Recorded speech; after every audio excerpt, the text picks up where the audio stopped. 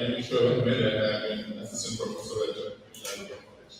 I'm a supporter of field, so this is the first. Could you speak up a little bit? Sorry. Sure. Great. So I'm a big supporter of field. I voted for you, but this is the first time seeing you in person, so I'm very excited. I didn't have much of a question, but since I saw you, so I have to ask you a question. Nowadays, a lot of, especially the tech companies, they're laying off a lot of employees, almost for no reason. They're panicking, laying off. This doesn't make the situation better. It worsens the situation. In United States, laying off somebody is very easy. It's not that easy in European countries that have a lot of protection from their government, by the law. Is there anything that Congress or you as a congressperson do to make sure these big companies who have billions of dollars, we give them billions of dollars of tax cut, still they are laying off people that impacts our community, their livelihoods, their families, everything. Is there anything congressperson you or Congress as a whole can do to make this something stand so they can say, oh, we don't discuss more? Thank you so much. Of course, thank you. Thank you so much. I think this issue oftentimes is kind of like has labor similarities to actually inflation, which is that there are a lot of companies that are making things harder for working people, not because they need to, but because they can. For example, with inflation and rising prices, we are seeing that, you go to the grocery store now and it's like $100 buys you like 4 things. It's crazy. And when we dig into this, we see that it's actually, they blame everything under the sun, gas prices and labor and things like that. But when you actually break it down, it's profiteering. That's really just what it is. They're charging more because they think they can charge more and they want they want to squeeze people more for their shareholders.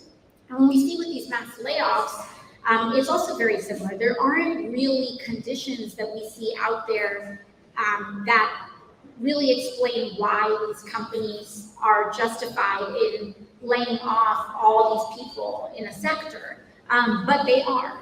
And so, on the federal level, labor law, part of it, there's a couple of things at play. One of these things is that there's an antitrust issue at the core of this. When you have a big company like Facebook that owns Facebook and Instagram, and now they have this new Twitter platform that's coming out, what they are able to do is monopolize that market, and they have way more control over the skill and the talent in that market as well. And so I think antitrust is a part of this conversation. Some of these companies are too big, and they do need to be broken up. And it's creating issues in our democracy, but it's also creating issues in our economy as well. We see this, there are a lot of these big companies that when they propose a merger or when they want to get bigger, they'll say, oh, this is very good for people, this is very good for jobs. It actually reduces the amount of jobs. And it creates a lot of other kinds of issues, and lots of people get laid off very often after a merger. And so, part of this is an antitrust issue. We do need to do a lot more in expanding labor rights federally. Absolutely. Whether it's the right to unionize, whether it's passing the PRO Act in the House and the Senate, as well as many other areas for expanding labor. But I do also want to say, I always try to pair what we're working on with this issue with also creating awareness about what rights you are available to right now.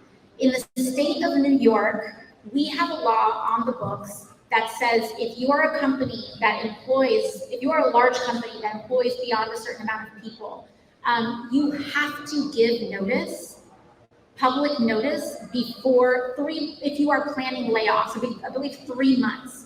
And what a lot of these companies do is that they'll post it, but they keep it really, really quiet. And so you often don't know where to go, where to look. And, you might show up to work one day and, I hope this doesn't happen to anyone here, but a person could show up one day and get laid off and it takes them by surprise, but actually their company posted 3 months ago that they were going to do that.